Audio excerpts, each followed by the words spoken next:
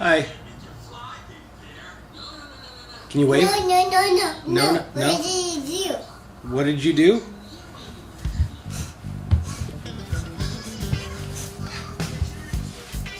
What are you doing?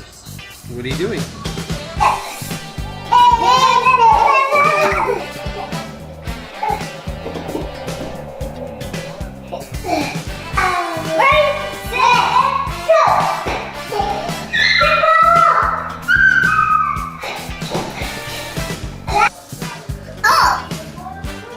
You really want me to turn it off? Is it really bothering you that much?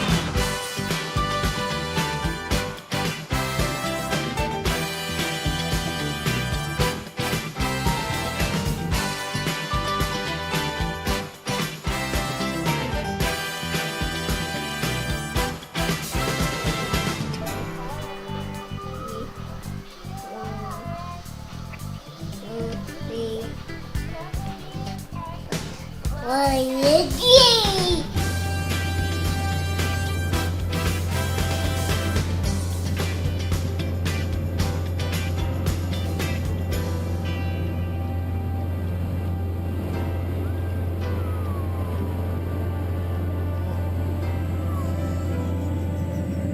Oh, little Buffett.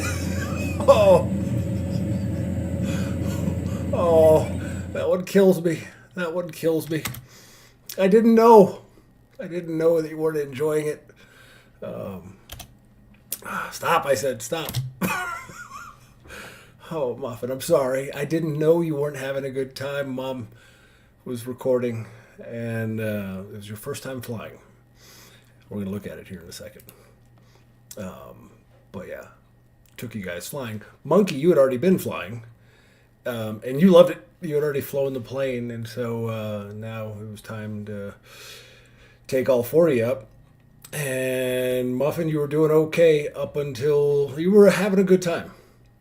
And then we got going down the runway, and you didn't know what was going on because you couldn't see outside. You were too little, and the windows are up here, so you couldn't see outside. And you're, what the hell is going on?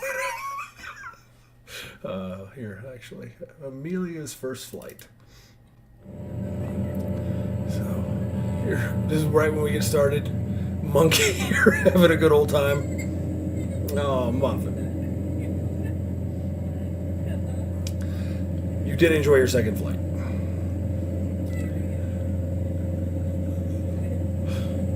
You got your cookie in your hand.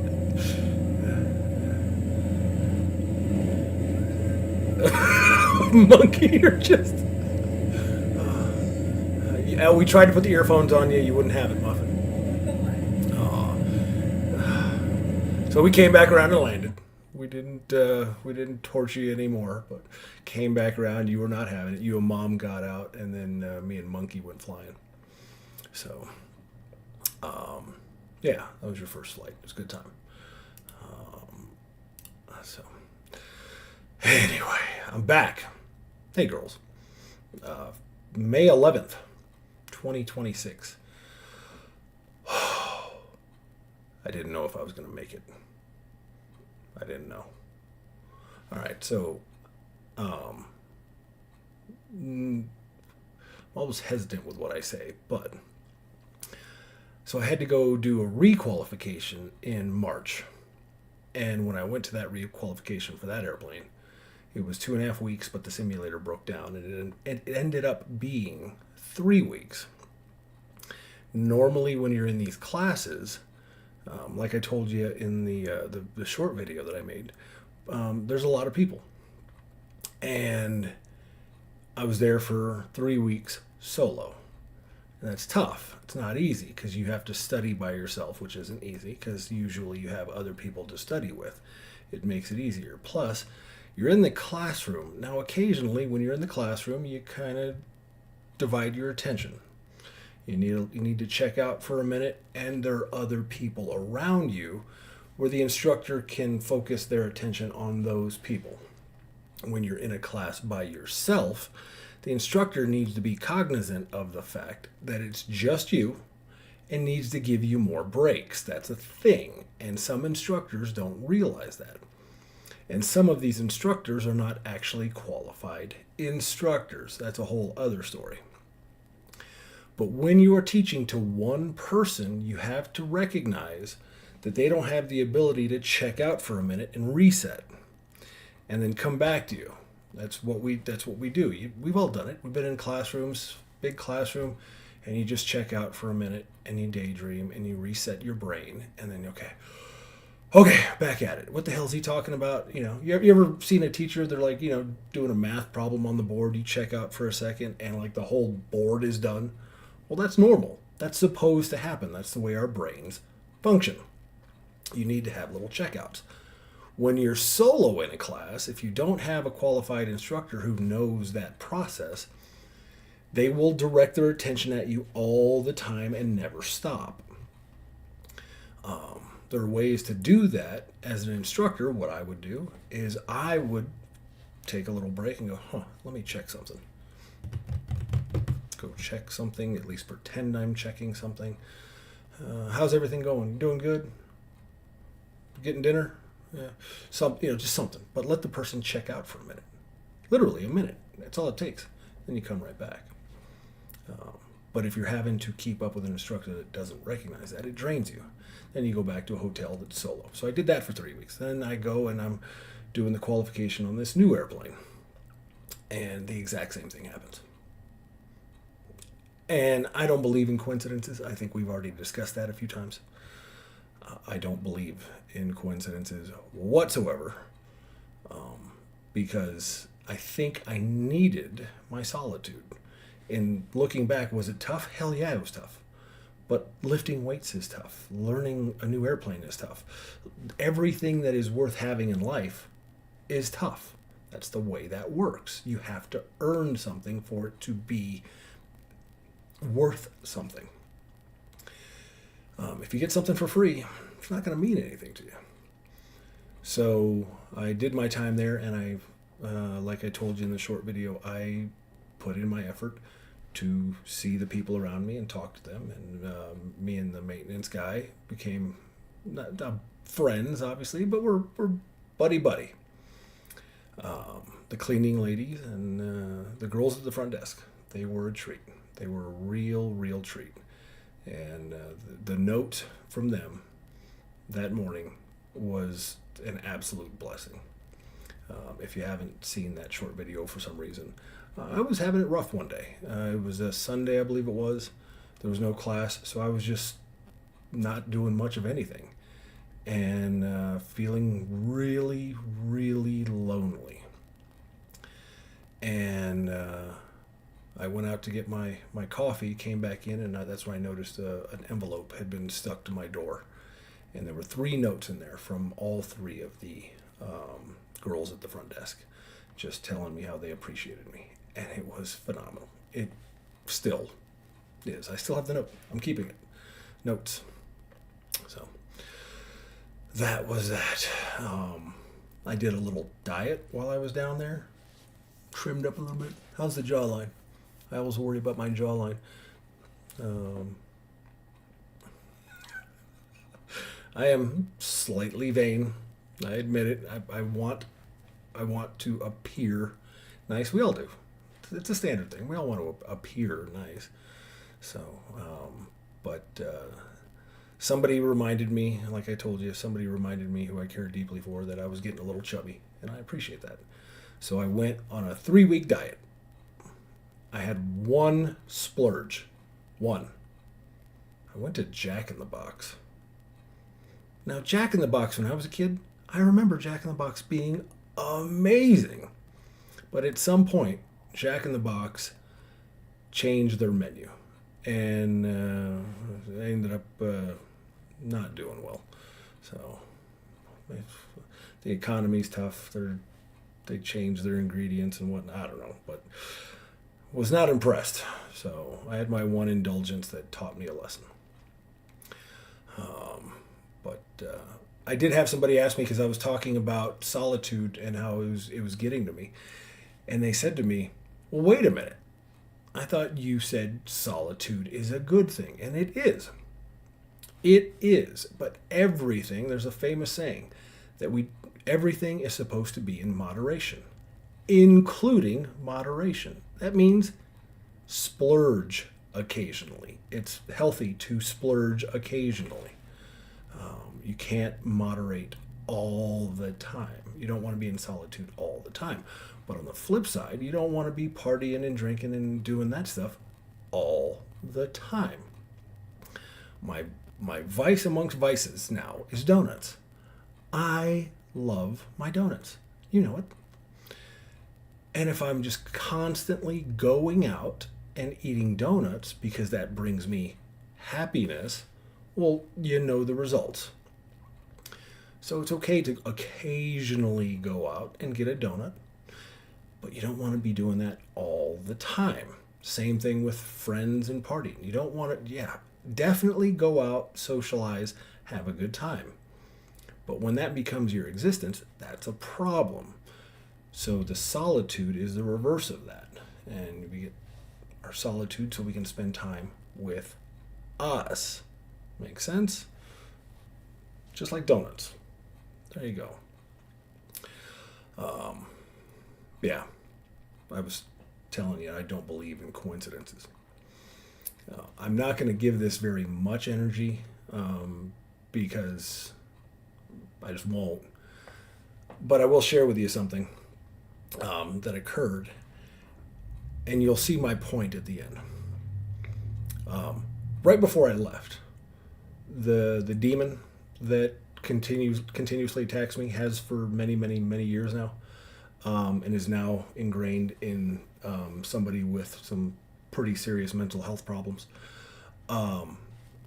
They sent me a message. And what was interesting is this time it was beneficial.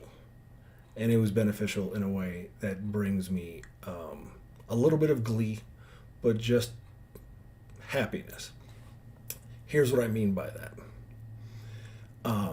Back in January, I met somebody who is a fellow pilot in the aviation world. And the only reason I met this person was because of having to tell people about these messages that were being sent. If the messages had not been sent to me, these like, just like it's like bullying. It's always anonymous, and it's a coward. But if that hadn't been sent, I wouldn't have met this particular individual.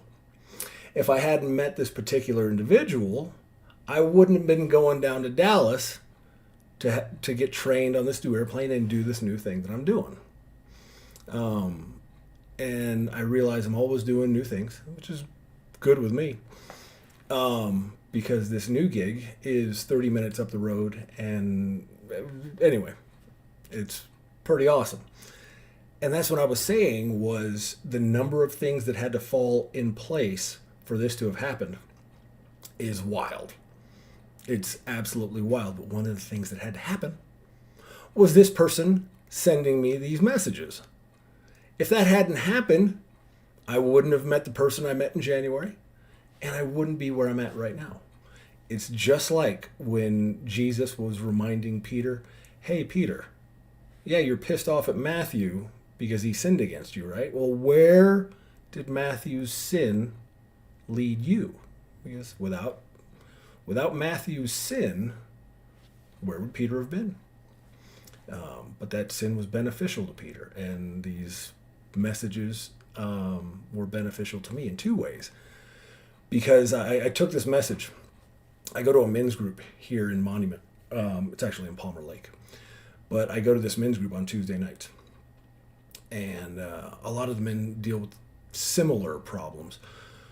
But I took this message, and I just wanted to show these guys. I'm like, look at what I deal with. Look at this nonsense. And it was so rewarding in that the whole room, like, kind of reeled back. It's probably like 11, 12 guys. And I'm passing it around, and they're looking at it. And they're all firm believers in demons. It is it's a spiritual based men's group, and one of them went, "Dude, you are pissing off this demon." And he's like, "Yeah." Another one's like, "Yeah, you're doing something to really piss off the devil." And then we went into the discussion of, if you're doing something to piss off the devil, well then you're doing pretty good, right? I mean, that's the conclusion we came to. And so with this person acting out the way that they do, and it's not really the person. The person does have mental health problems, and that will be dealt with as time goes on. But it's a demon. It is legitimately a demon. And I know how some people feel about that, which is wild. But yeah, if you're doing something to cause people to lash out at you, well, there's no good people who lash out at other people, especially doing it anonymously and viciously and doing stuff like that. If we have a problem with somebody else, we go to them and say, "Hey, I love you, and what you're doing it's not beneficial to you." I ran into this recently because I watched this.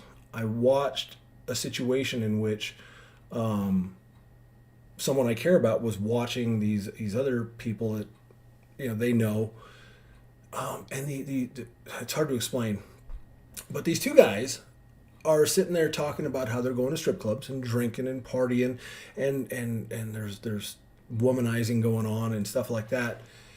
And I don't really know these people, but I'm watching the person I do know not say anything. And it bothered me. Here's why. Because I pulled that person aside and I said, "Hey, this is something I'm not used to." And they told me, "Well, I don't judge them for what they do." And I wanted to say a lot of things, but what I wanted to say most of all, I kind of just checked out after that. But what I wanted to say was, yes, you are judging them. You're judging them and saying that they can't do better. You're saying, "I'm not going to say anything because you can't do any better. This is as good as you're going to do, and I'm just going to let it happen." I'm judging them, not the person, but their actions, saying those actions are not worthy of the person that you are. You're better than this.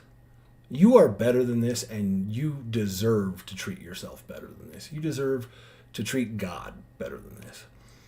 So that's that whole thing that it's this new age stuff, wokeness, that kind of stuff, where I'm not going to judge them. Well, you are. You are judging them. You're saying they can't do better. And for me, I know everybody can do better. I can do a hell of a lot better. I'm trying. I'm really trying. There are things that I'm actively working on every single day to get better. And when somebody comes to me and says, "Hey, you can do better," I love that. So that's what somebody who's of their right mind and, right with God does. They don't do vicious, nasty things.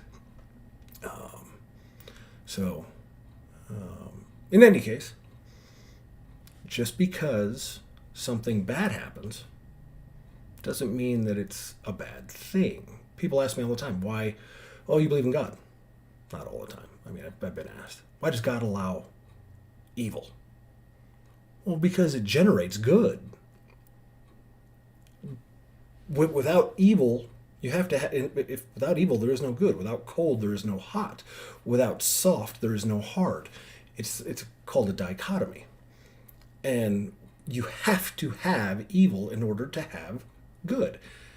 And just like with Peter, just like with me, when these things happen, eventually something good comes out of it.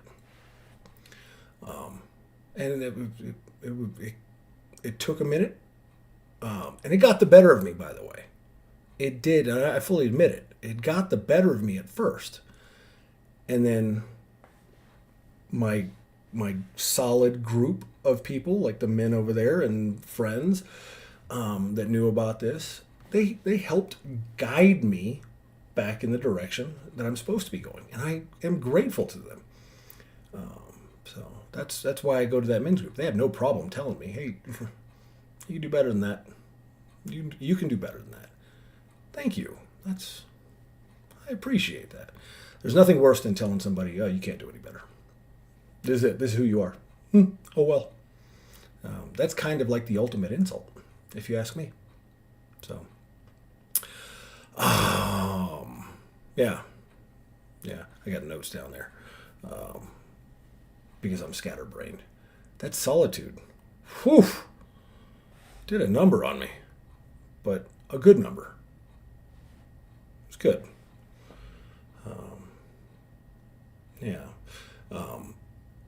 Not in my notes, but just thinking with regard to why does God allow evil or bad things to happen? And then they'll say also, like, why doesn't God answer my prayers? And very often, people will get an answer to their prayers that they just don't like. Here's an example. If you ask God, and I've talked about this, I know. If you ask God, "Hey God, I need to work on my patience. Please grant me patience." Well, guess what's going to happen when God answers that prayer? He's not just going to give you patience.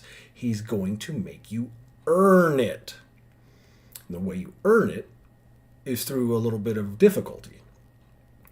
So you may say, "Hey God, I need to work on my patience. I need to get better at this." And then 10 minutes later, you're driving down the road and somebody cuts you off and flips you off. Oh my God! What the? Well, there's your opportunity. There's your opportunity to exercise your patience. He just answered your prayer right there. And then people will say, "Well, why doesn't God answer my prayer?" He just did. If somebody comes to me as a personal trainer when I'm training somebody and says, "Hey, I want to get stronger," the first thing I'm going to do is hand them a weight. I mean, what am I going to do? You want to be stronger? Here. How much can you lift? 40 pounds. Good. Here's 50. What? What is this? You wanted to be stronger, didn't you? Well, here you go. So God answers prayers. It's just not in the way that we sometimes want them to be answered. So, anyway. That's that. Made me think of something. Let's see how fast I can pull this up. Perez Hilton. I saw a. Is it not going to happen? Conversion. Oh, come on. I can't see anything. There is somebody who was an influencer a long time ago, and let's see. People who follow me, they see that I post taking my kids to the Sphere. Oh, I'm not going to be able to find the one that I had. One of the most special things. So, this is Perez Hilton. He, back in the day, like 20 years ago, 10 years ago, was in the entertainment industry, and he was known for being someone who, how do I put it? He ridiculed people who were spiritual and religious because he claimed there was no God, that people who believed in God were stupid, and he did it in a pretty vicious way. Now, what do you think God's going to do? He's going to let Perez Hilton see what life is like without him. He's going to be like, okay, you're saying I'm not real? I'm going to let you see what life is like without me. And so Perez Hilton got pretty sick. And when he got sick and was at the bottom of the barrel, and he had hit rock bottom, as they say, that's when. About this experience is that God presented himself to me. It was not a feeling. God presented himself to me. Makes me happy. And I grew up Catholic. I was baptized, had my communion, confirmed, went to Now, Jesuit. this is coming from somebody who very viciously ridiculed God and God's followers. School for 7 years, but I was never a believer until now. God presented himself to me and then did something that I could only call miraculous.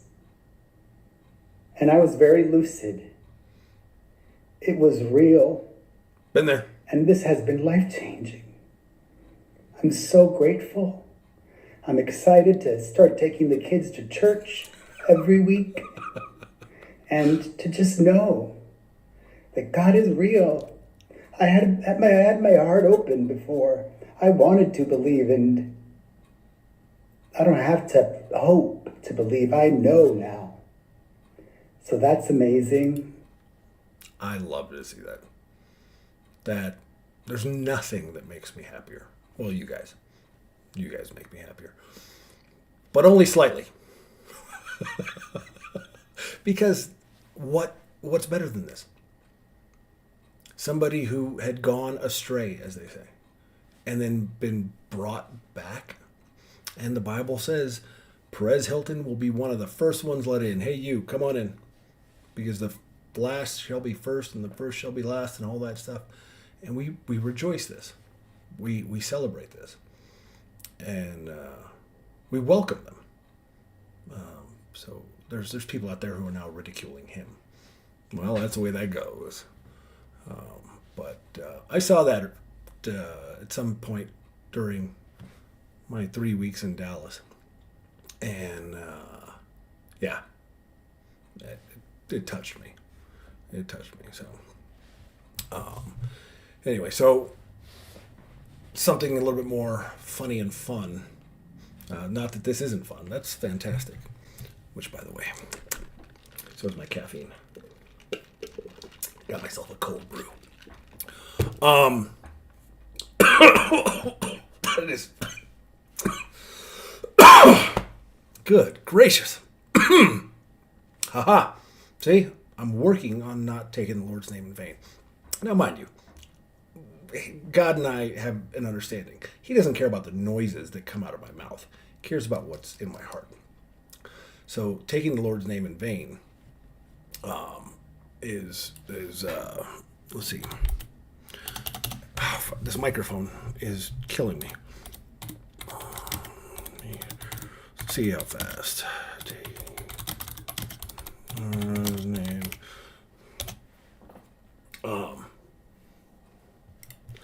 Thou shalt not use the Lord's name in vain. People think that means don't swear or curse, and it sort of means that. There's peripheral meaning that is associated with that. Casual use of the sacred, let's say. But that isn't what it means. It means don't claim divine virtue when you're working for your own purposes. And the same thing happens in the gospel accounts, because the Pharisees, who are Christ's primary enemy, are the people he accuses of utilizing the sacred. They're praying in public. They're trying to occupy the best seats in the marketplace. It's an expression of an unbelievably deep and ignorant narcissism. It's these performative gestures that make you morally virtuous. Thou shalt. Yeah.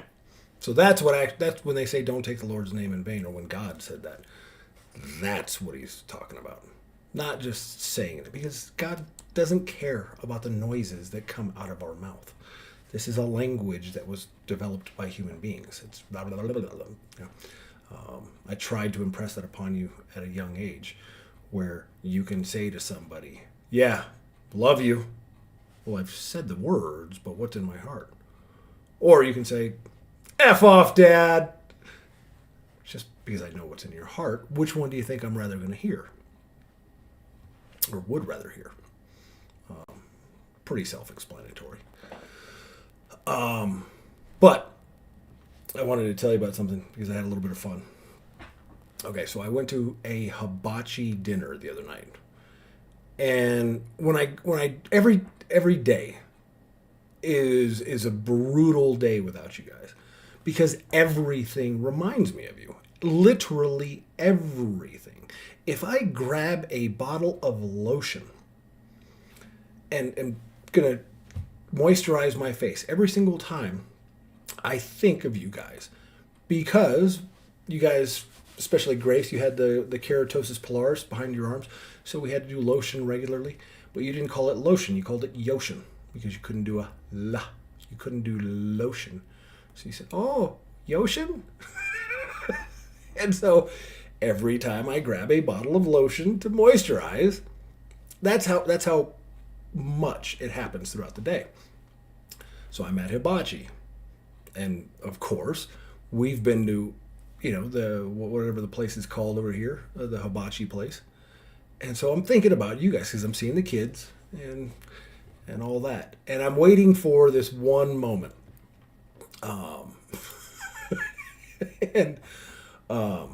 So let's see if I can pull this up. So, Muffin, we had not taken you, just like the flying thing. You're an emotional person. Your emotions are a little bit stronger than the average person. Same with you, Monk.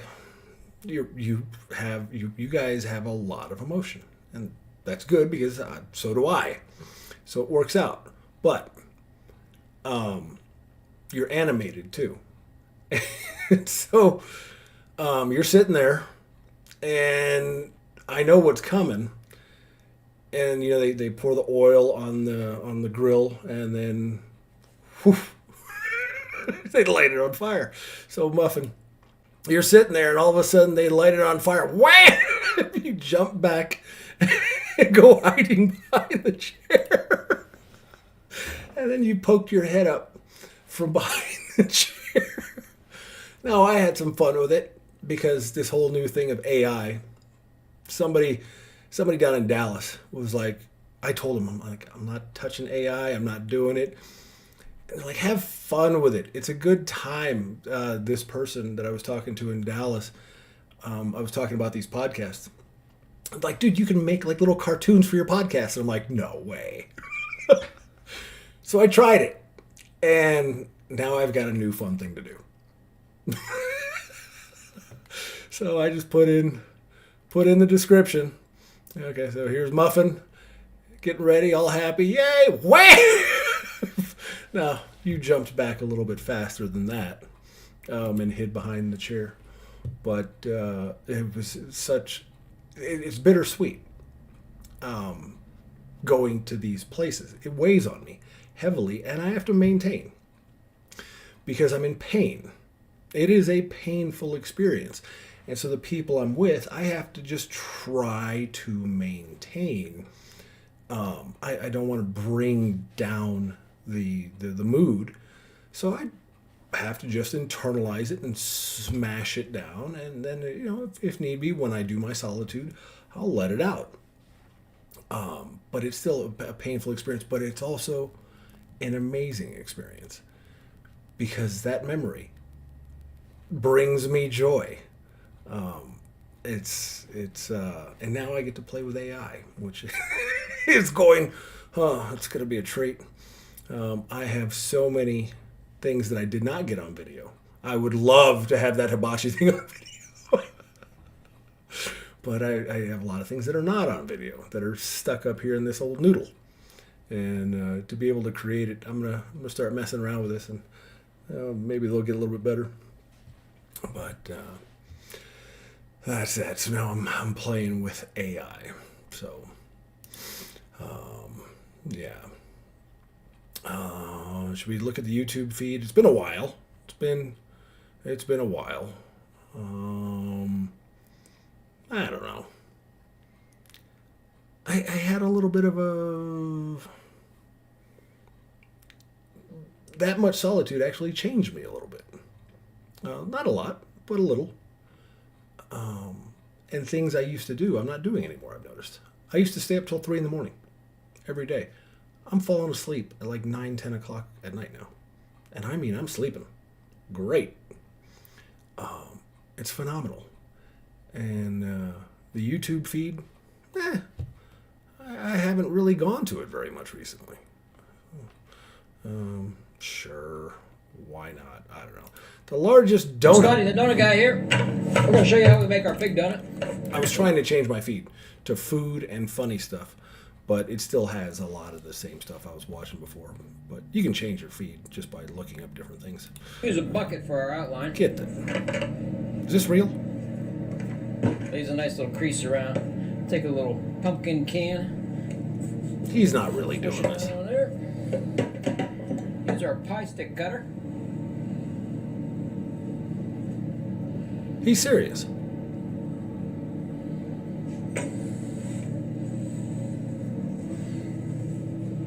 That's our big donut. We'll let it proof up for about an hour, then we'll fry it off. We're gonna fry it off here. Stick it in the fryer. My mouth is watering. Oh, come on, really? Minutes. We're gonna flip it over. How many calories? What do you think? I'm going to say that's about 3,000 calories just in that We'll donut. straighten back Probably up. even more, We'll sit on actually. this side for about 2 minutes. Good gracious. This order is for glazed. You can get them chocolate iced, peanut butter iced, Chocolate vanilla ice. iced. It's the way to go. We even put Chocolate sprinkles ice. on them. All right, putting our second coat on. If you'd like to place an order for a big donut, please call 24 hours in advance. Scotty's Donuts, 304 South Brady Street, 814. According to psychology, if someone has these 5 traits, you're looking at a genuinely good person. Okay. And they're rarer than you think.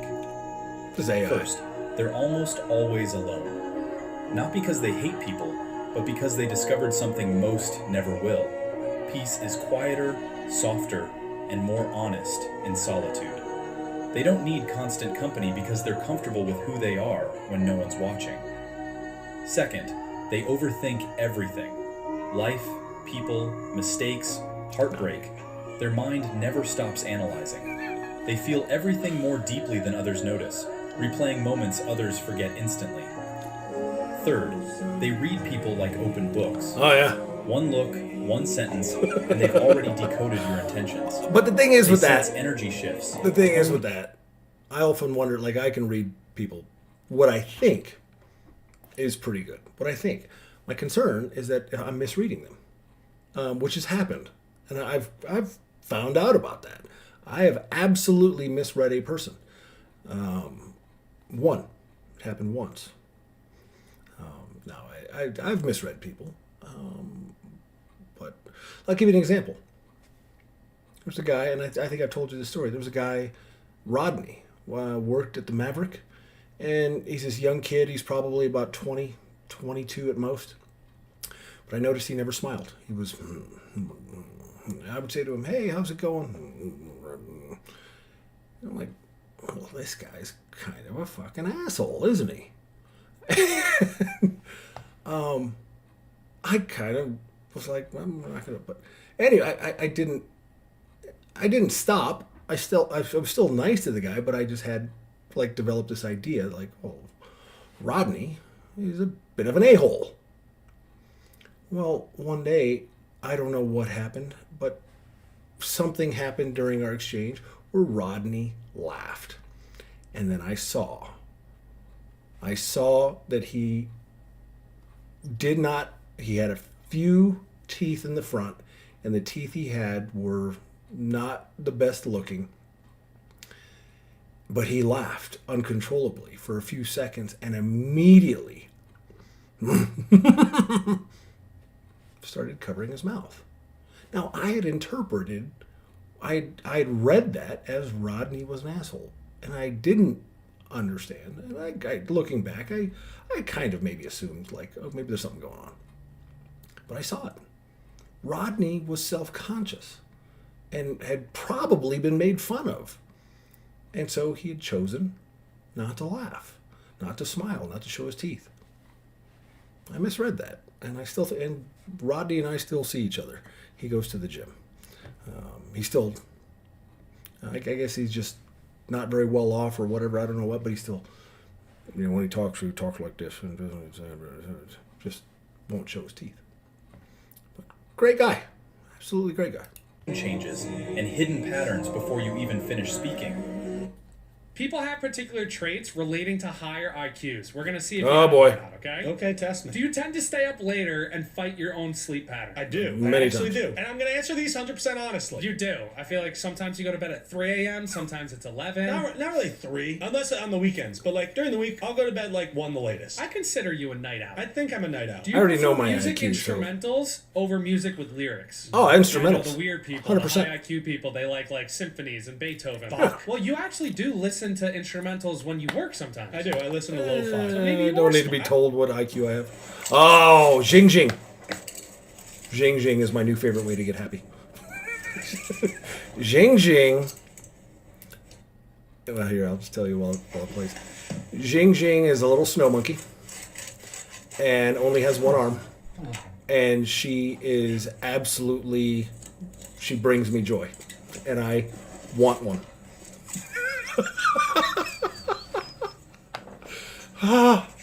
Jing Jing brings me absolute joy. So that's her handler, keeper, owner, whatever you want, a guardian, whatever you want to call them.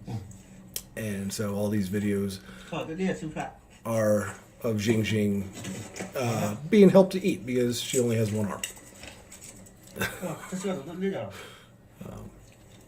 So she couldn't really do all that well in the wild, and so they brought her in. And that look right there. Have at it, Jing Jing. Get some coconut milk.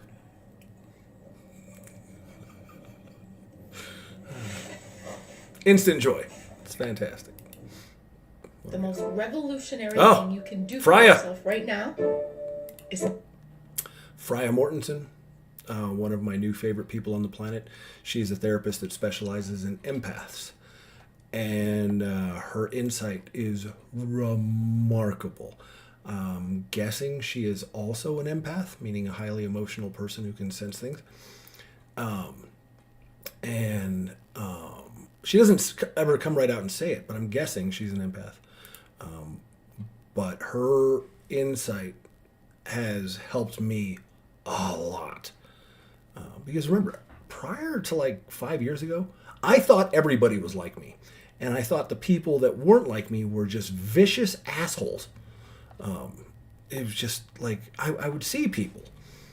And I would say something, like hold a door open for somebody and they would just walk right by. And I'd be like, you know what?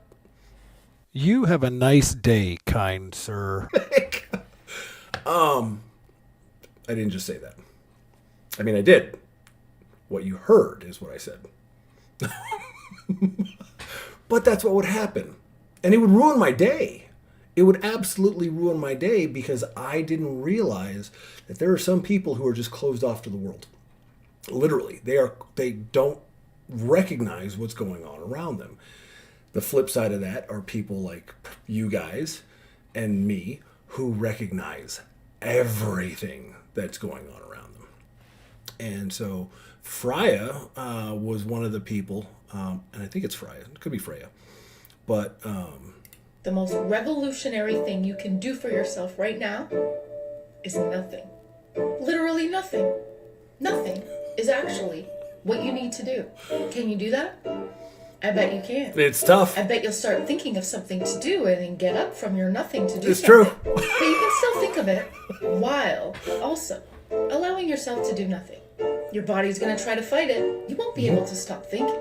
That's not what doing nothing is about. Your thoughts might be very abundant. They come up. You let them go. I thought everybody went through that. No action. They don't. Just nothing. You never know. You might like it. Maybe you try it.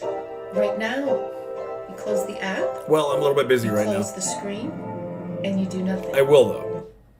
Everybody is pretending. No shit. Chase Hughes, another one that helped me understand me. But It's not just some people, and it's not the weak-minded people It's or everybody. the people that are broken. This is important, girls. And once you come to this realization that everybody is pretending, everybody, and the ones who tell you they're not are the ones you have to worry about. I fully admit, I am pretending right now. Now, my pretending has tapered down significantly, but I'm still pretending. I'm pretending that everything's okay. I'm in right now, and this came through a lot of therapy. Right now, I am in a lot of pain. I am in a, and if you were here, we would talk about that, because I don't want to pretend like that all the time. But not having you guys not in my life is excruciating. It's a pain that I would not wish on anyone. But that's the way it is. There's a purpose behind it. I know that. And so the pretending I'm doing right now is just to smash that down like I did at the hibachi place, like I do when I'm at work. I just smash it down and I pretend. I pretend that everything's okay. Once you can admit that, your journey towards becoming you starts. Once you go, yeah, I'm pretending. Once you recognize that there are things that are not great, because there are people out there. How is everything going? Oh, wonderful and magical and phenomenal, and it's just beautiful. Okay, well, you're taking this a little far. How's it really going? No? Not going to tell me? Okay. Stop pretending. Everybody's pretending. And Chase will... Everybody is pretending. It's not just some people, and it's not the weak-minded people or the people that are broken. It's everybody. Literally everybody. Every person you've ever admired. Everybody who seemed like they had all their shit figured out. Everybody and the more you have to pretend, walk into a room, the worse it gets. And they look like they just belong there, like effortlessly. They were performing. They were managing an image. And if you think back to high school, there was that person. They were editing themselves in real time to make sure you didn't see the parts that they have decided are unacceptable to other people. Yeah.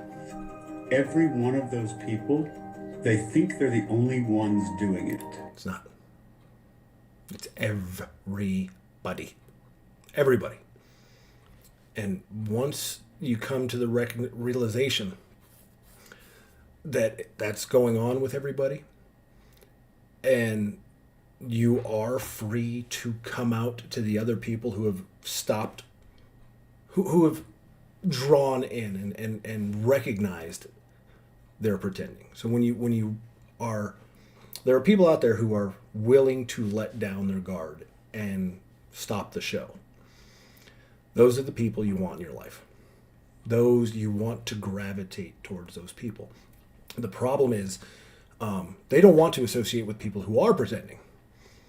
And they'll be able to recognize it. Those people will be able to recognize pretenders because they did it. They know all the characteristics of it. And so once you're willing to let your guard down and go, I've fucked up big time here. You know, and I don't know I can't imagine what your flaws are going to be, because to me, you are flawless. That's my perception. But you will. You're human. You're going to have flaws. And that's okay. That's normal. That's not just okay. It's a requirement of life. So once you're willing to let that guard down, hey, I'm kind of screwed up here. Those people, you won't find them immediately. It will take effort. It will take time. But you will find those people who will welcome you in. Just like Perez Hilton, you know, he's being welcomed in by followers of God now, followers of Christ. He's being welcomed in by the real followers. Some of the quote-unquote followers, like the Pharisees, are still chastising him that he's a sinner. You don't want those people. Those are bad people. Well, they're not bad people. Those are people who are doing bad things. And they're better than that. And they can do better. And I love them for it. That's the trap. So you're sitting there performing, smiling when you don't feel like it, agreeing when you don't, projecting a lot of strength into the room when you feel like you're a mess or like a shit bag.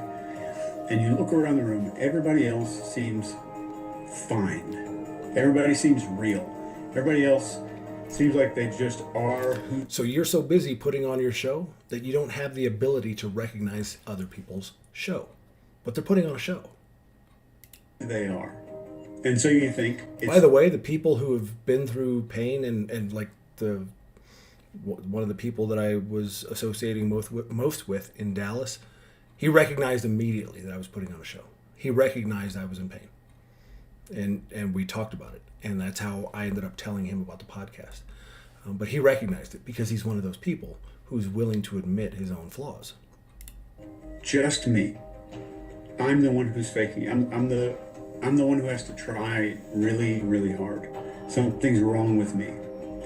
And that belief does something vicious to you. It makes you perform even harder. And then what will happen, inevitably, and this will happen, is you will start doing what's called triangulation. And you will start involving other people who are putting on the show. You will start involving them.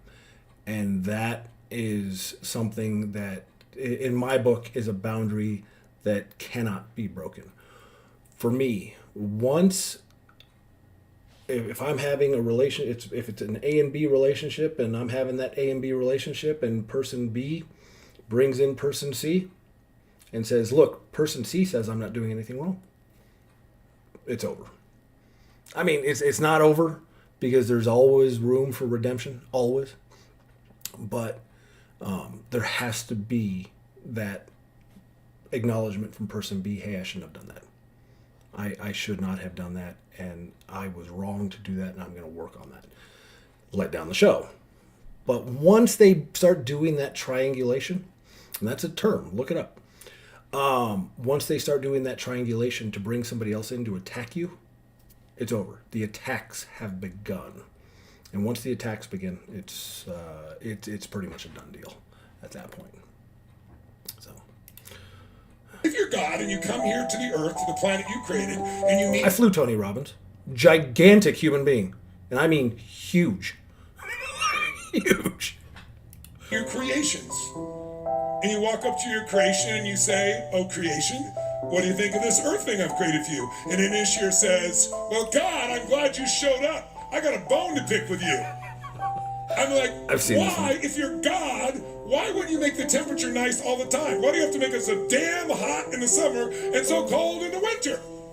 Plus, you need all these irritating people who get in my way. You even built these little red ants. They're about this size. They bite my ass and it hurts. Why the hell did you do that? Let's say you go to another one of your creations. You go, hey, I'm God. I'm your God. Just showed up and say hi. Want to know how you're doing here. What you think of this earth thing? And the person says, oh my God, I can't believe it's you. Oh, I've wanted to share with you how... Who's God going to want to interact with? Which one? Which person do you think God is going to want to interact with? And by the way, God knows the fake gratitude. The people, oh, things are marvelous, wonderful, beautiful, magical, and beautiful. He can pick up on that because the words, again, don't matter. It's what's in here. So. If you're not hurling racial slurs at all of your friends, I don't think that you guys are boys. Bullying is a part of being in male friendships. That's true. Severe bullying. I'm True. talking like biblical bullying. Slurs are the keys to every man's heart. It's because true. If I can hurl the most offensive language at you and then get dapped up with a laugh, there's quite literally nothing that could break this. And that's it. Where that comes from in males is combat.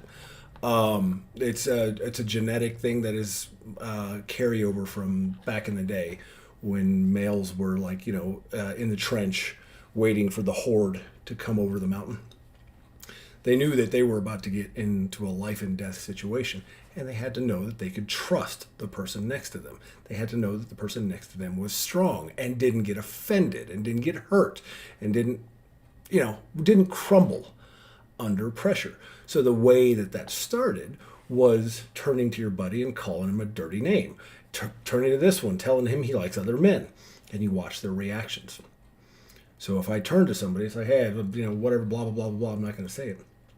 But, insult him.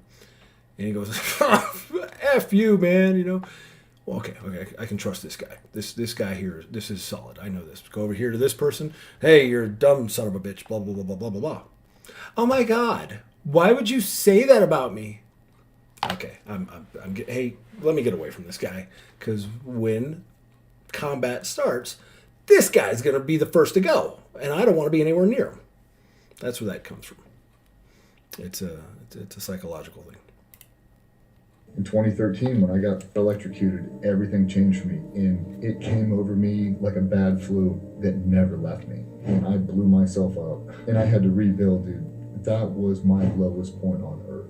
I was ruining my marriage day in and day out. I physically couldn't do anything. I couldn't feed myself. I couldn't wipe my ass. I couldn't take a fucking shower. I couldn't put on socks. I couldn't do anything. I was a vegetable, dude. It sucked. And then I had to rebuild the entire thing. And we went down to Mexico and I did the psychedelic assisted therapy. And I fucking swear to God, when I woke up that next day, I knew exactly what I had to do. I have the greatest hack on apple pie of all time. Tell me. I want to hear it right now. Yeah. So Meyer sells no sugar added apple pie filling, like the actual cans of it. Super low calorie. It's like 30. It's like I think half a can. I'll is eat like just that. 60 calories or something like that. So you load that puppy up in there.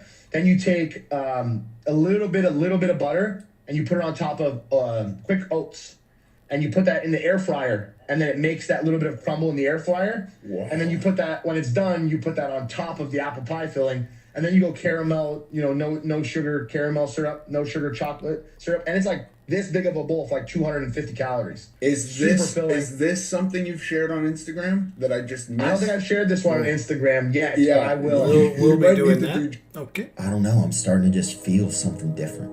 And then I was looking on this Bible. And I'm really loving these conversions that are happening. It's phenomenal, and it makes me not feel alone. The number of people coming to God is phenomenal, and it has to happen through hitting rock bottom, which sucks, but that's the reality of it. Theo Vaughn is having his own conversion right now, and I love it. I absolutely it brings me joy. And there's a story called John 5, and it's about a guy who's at these pools. And some people follow the Bible, some people don't. That's fine. And Jesus is at the pools, and it's in Bethesda, and there's a sick man there, and he's been sick for a long time. And Jesus asks him, "Do you want to be healed?" He asks him, "Do you want to be healed?" And that's a crazy question, because if I get healed, then I'm different. If somebody gets healed, they have a new story. And your past life has to go, which is the hurdle for a lot of people, the majority of people, almost all people, actually. Your past life has to go. And what that means for a lot of people is the friends have to go. This is something that happens with every addict. When an addict is unable to remove themselves from the people with which they do that addiction, whatever that is, if they can't get away from those people, it's never going to stop, because those people are enablers. They will enable that behavior. Do you want to be healed? Because it's not going to be easy, and God's not just going to hand it to you. You're going to have to earn it. You're going to have to earn it. So when those things happen in life where you have to earn it, that's a good thing. Put forth the effort. It's going to suck. It's going to suck. There's nothing in life that is worth having that doesn't have a good amount of suck to it. It's going to suck. And that's a good thing, because you will appreciate it. So, all right, there you go. Stop pretending. And yeah, it's going to suck. There you go. It's going to suck, but it's going to pay off. So, all right, girls, I'm back at it, Monkey. You got your birthday coming up. I've heard through the grapevine that you are going to be taking your permit test in the not too distant future. I don't know when that is, but apparently you're going to be getting your permit relatively soon. So be safe out there. Buckle up and obey the speed limit. And if you break the speed limit, don't just say, oh, well, now I've broken the speed limit, so I'm just going to drive 90 everywhere. No. Go back to, remember that one? Yeah. Go back to driving the speed limit. You're going to be a phenomenal, you were a great pilot. You really were. Muffin, I promised you enjoyed that second flight. I didn't get that one on video. But I did take you flying again, and you enjoyed it. It was a good time. So I am sorry that you got a little freaked out by the first one, though. But it was worth it. It sucks a little bit. But same with water. Muffin, do you remember? You didn't want to go in the water, and now you're a dolphin. Can't pull you away from the damn pool. So, all right, girls. I love you. Go out. Love one another. You know how it is. You know the saying. Same way I love you. I will see you next time you click. For me, probably about, well, the 19th. Love you guys.